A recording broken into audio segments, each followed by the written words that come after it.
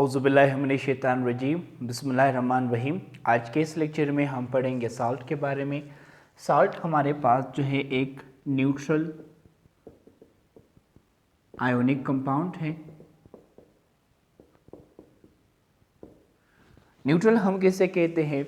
हर वो सब्सटेंस जो ना एसिडिक करेक्टरिस्टिक रखता हो ना ही बेसिक करेक्टरिस्टिक रखता हो, ऐसे सब्सटेंसेस को हम कहते हैं न्यूट्रल।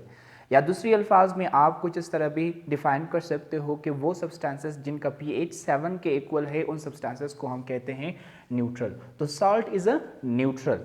और ये जो है एक आयोनिक कंपाउंड भी है। आयोनिक कंपाउंड हम किसे कहते हैं? एक ऐसा कंपाउंड जिनके एटम्स के बीच जो है आयोनिक बॉन्ड पाया जाए, ऐसे कंपाउंड को हम क्या कहते हैं? आयोनिक कंपाउंड कहते हैं। The type of substances in which ionic bond exist between their atoms is known as ionic compound। तो आपने ज़हन में रखना है कि साल्ट एक न्यूट्रल और आयोनिक कंपाउंड है। साल्ट को अगर हम देखें तो ये मोस्टली क्रिस्टलाइन सॉलिड के फॉर्म में पाया जाता है। It is mostly found in the crystalline solid form. Crystalline solid हम किसे कहते हैं? एक ऐसा सॉलिड जिनके एटम्स जो है रेगुलरली अरेंज हो, एक खास तरतीब में अरेंज हुआ हो, ऐसे सॉलिड को हम क्या कहते हैं? क्रिस्टलाइन सॉलिड कहते हैं। ठीक है, ऐसा सॉलिड जिसका एटम जो है एक खास तरतीब में जो है अरेंज हुआ हो, ऐसे सॉलिड्स को हम क्या कहते हैं? क्रिस्टलाइन सॉलिड्स कहते हैं। तो आपने ज़हन में रखना है कि salt is a neutral and ionic compound. Salt जो है क्रिस्टलाइन सॉलिड के फॉर्म में पाया जाता है। अगर हम देखें तो साल्ट को जो है हम हासिल भी कर सकते हैं और साल्ट को जो है आर्टिफिशियली प्रिपेयर भी कर सकते हैं। साल्ट को हम जो है नेचुरल सोर्सेज से हासिल कर सकते हैं और साल्ट को हम फैक्ट्रीज और लेबॉर्ट्रीज के अंदर आर्टिफिशियली प्रिपेयर भी कर सकते हैं। तो नेक्स्ट जो हमारा टॉपिक है वो क्या है? प्रिपरेशन ऑफ साल्ट है। तो आपने ज़हन में रखना है कि साल्ट को हम ऑब्टेन कर सकते हैं। कहाँ से? नेचुरल सोर्सेज से। और इसी तरह साल्ट को हम प्रिपेयर भी कर सकते हैं, साल्ट बना भी सकते हैं। वो भी कहाँ पर जो है? इंडस्ट्रीज के अंदर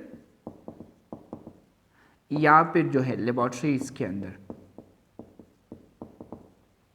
ठीक है, तो सबसे पहले हम जो है ये पढ़ते हैं कि साल्ट को हम कौन कौन से नेचुरल सोर्सेज से हासिल कर सकते हैं। आपने ज़हन में रखना है कि साल्ट को हम नेचुरल सोर्सेज से दो मेथड के थ्रू हासिल कर सकते हैं। एक हमारे पास क्या है? माइनिंग, और दूसरा हमारे पास क्या है? एवापोरेशन। हम जो है पहाड़ को या अर्थ को खोद के भी जो है साल्ट निकाल सकते हैं। वो प्रोसेस जिसके दौरान हम पहाड़ को या फिर जो है अर्थ को खोद के जो है मुख्तलिफ साल्ट्स ऑब्टेन कर लेते हैं, इस प्रोसेस को हम क्या नाम देते हैं? माइनिंग प्रोसेस का नाम देते हैं। माइनिंग प्रोसेस से जो है हमें कौन कौन से साल्ट मिल सकते हैं? कैल्शियम कार्बोनेट है हमारे पास, इसी तरह सोडियम क्लोराइड वगैरह के साल्ट्स हमें जो है माइनिंग प्रोसेस से हासिल हो सकते हैं। इसी तरह जो है हम साल्ट को एवापोरेशन प्रोसेस के थ्रू भी हासिल कर सकते हैं। हम क्या करेंगे कि सी वाटर को जो है एवापोरेट करेंगे। जब सी वाटर को आप एवापोरेट करोगे तो नीचे जो है सरफेस ऑफ अर्थ के ऊपर सिर्फ और सिर्फ जो है साल्ट रह जाएगा। फिर उसी साल्ट को हम हासिल करके मुख्तलिफ पर्पजेज़ के लिए इस्तेमाल करते हैं। ठीक है, तो दूसरा मेथड के नेचुरल प्रोसेस से हम साल्ट ऑब्टेन करें वो क्या है? एवापोरेशन है। हम किस चीज़ को एवापोरेट करते हैं? सी वाटर को एवापोरेट करके हम जो है सी वाटर के अंदर जो साल्ट है उस साल्ट को ऑब्टेन कर लेते हैं। सी वाटर के एवापोरेशन से हम कौन से साल्ट ऑब्टेन कर सकते हैं? हम ऑब्टेन करेंगे NaCl। तो आपने ज़हन में रखना है कि साल्ट को जो है हम हासिल भी कर सकते हैं, साल्ट को हम बना भी सकते हैं। साल्ट को हमेशा हम ऑब्टेन करते हैं नेचुरल सोर्सेज से, और नेचुरल सोर्सेज से ऑब्टेन करने के लिए हमारे पास जो है दो टेक्निक है। एक है माइनिंग और दूसरा हमारे पास है एवापोरेशन। वो प्रोसेस जिसके दौरान आप पहाड़ और अर्थ को खोद कर साल्ट हासिल कर लेते हो, उस प्रोसेस को हम कहते हैं माइनिंग प्रोसेस। माइनिंग प्रोसेस से कौन कौन से साल्ट मिसाल के तौर पर हम ऑब्टेन कर सकते हैं, कैल्शियम कार्बोनेट हो गया, इसी तरह हमारे पास है सोडियम क्लोराइड। दूसरा टेक्निक जो हमारे पास क्या है वो है एवापोरेशन।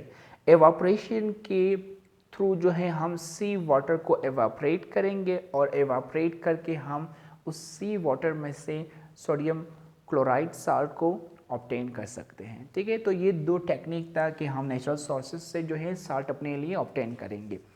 दूसरा जो बनाने वाला जो तरीका है, ठीक है, मैंने आपको शुरू में बताया था कि हम साल्ट को ऑब्टेन कर सकते हैं और साल्ट को बना भी सकते हैं। अब हम प्रिपरेशन के बारे में पढ़ेंगे। साल्ट को हम जो है लेबोरेटरीज और फैक्ट्रीज के अंदर प्रिपेयर कर सकते हैं, वो भी किस प्रोसेस के थ्रू, केमिकल मेथड्स के थ्रू, यानी मुख्तलिफ केमिकल रिएक्शंस हम करवा के साल्ट बना सकते हैं, साल्ट को प्रिपेयर कर सकते हैं इनसाइड द लेबोरेटरी और इन फैक्ट्रीज जो है। साल्ट को केमिकल मेथड के थ्रू प्रिपेयर करने के लिए सबसे पहले हमें ये पता होना चाहिए कि हम कौन से टाइप के साल्ट बना रहे हैं। हमारे पास बेसिकली दो तरह के साल्ट हैं। एक को हम कहते हैं वाटर सॉल्युबल साल्ट, दूसरा हमारे पास है वाटर इनसॉल्युबल साल्ट। वो साल्ट जो पानी के अंदर डिसॉल्व हो सकता है, उस साल्ट को हम कहते हैं वाटर सॉल्युबल साल्ट, और वो साल्ट जो पानी के अंदर डिसॉल्व नहीं होता उसे हम कहते हैं वाटर इनसॉल्युबल साल्ट। तो सबसे पहले हम preparation of water soluble salt के बारे में डिस्कस करेंगे। हम वाटर सॉल्युबल साल्ट को जो है 4 मुख्तलिफ मेथड्स के थ्रू इन लेबोरेटरी और फैक्ट्रीज के अंदर बना सकते हैं। सबसे पहला मेथड जिसके थ्रू हम वाटर सॉल्युबल साल्ट को प्रिपेयर कर सकते हैं वो हमारे पास क्या है, एसिड बेस रिएक्शन। अगर हम एसिड और बेस को आपस में रिएक्शन करवाए तो इनके रिएक्शन के रिजल्ट में हमें क्या मिल जाएगा, साल्ट मिल जाएगा। मिसाल के तौर पर हमारे पास क्या है, HCl। HCl is a acid. Sodium hydroxide हमारे पास क्या है, बेस है। ये एसिड और बेस ये दोनों आपस में रिएक्शन करके हमें क्या प्रोड्यूस करेगा, हमारे लिए जो है ये साल्ट प्रोड्यूस कर लेता है। इसका सोडियम इसके क्लोरीन के साथ मिलकर क्या प्रोड्यूस करेगा, सोडियम क्लोराइड साल्ट को बनाएगा, और इसका हाइड्रोजन इसके हाइड्रोक्सी ग्रुप के साथ मिलकर क्या प्रोड्यूस करेगा, वाटर प्रोड्यूस करता है। तो आपने ज़हन में रखना है कि जब भी एसिड बेस आपस में रिएक्शन करे तो इनके रिएक्शन के रिजल्ट में हमें साल्ट मिल सकता है। ठीक है, दूसरा मेथड जिसके थ्रू हम साल्ट बना सकते हैं वो क्या है, reaction of acid with metal. अगर एसिड मेटल के साथ रिएक्शन करे तो इनके रिएक्शन के रिजल्ट में भी हमें जो है साल्ट मिल सकता है। मिसाल के तौर पर हमारे पास है HCl इज अ एसिड, जब क्या मैग्नीशियम हमारे पास क्या है, मैग्नीशियम इज अ मेटल। तो ये एसिड और इस मेटल के साथ जब रिएक्शन करेंगे तो इनके रिएक्शन के रिजल्ट में क्या प्रोड्यूस होगा, साल्ट प्रोड्यूस होगा।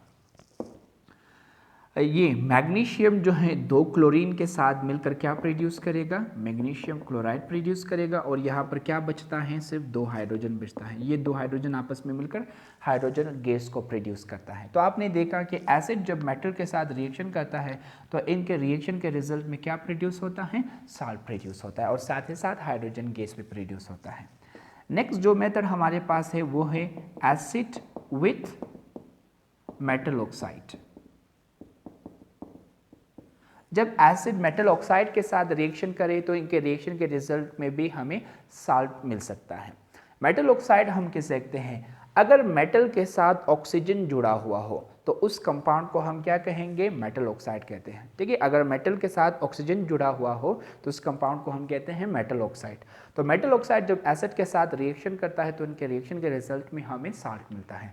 मिसाल के तौर पर हमारे पास है HCl क्या है हमारे पास, HCl इज अ एसिड। ठीक है, HCl रिएक्शन करता है किसके साथ, कॉपर ऑक्साइड के साथ। यहाँ पर आप देखो ये कॉपर मेटल है और इस मेटल के साथ क्या जुड़ा हुआ है, ऑक्सीजन। अगर मेटल के साथ ऑक्सीजन जुड़ा हुआ हो तो उसे क्या कहते हैं, मेटल ऑक्साइड कहते हैं। तो ये हमारे पास है मेटल ऑक्साइड। तो एसिड जब मेटल ऑक्साइड के साथ रिएक्शन करेगा तो इनके रिएक्शन के रिजल्ट में क्या प्रोड्यूस होगा, साल्ट प्रोड्यूस होगा। ठीक है, ये कॉपर है, ये कॉपर जो है 2 क्लोरीन के साथ मिलकर क्या प्रोड्यूस करेगा, कॉपर क्लोराइड प्रोड्यूस करता है।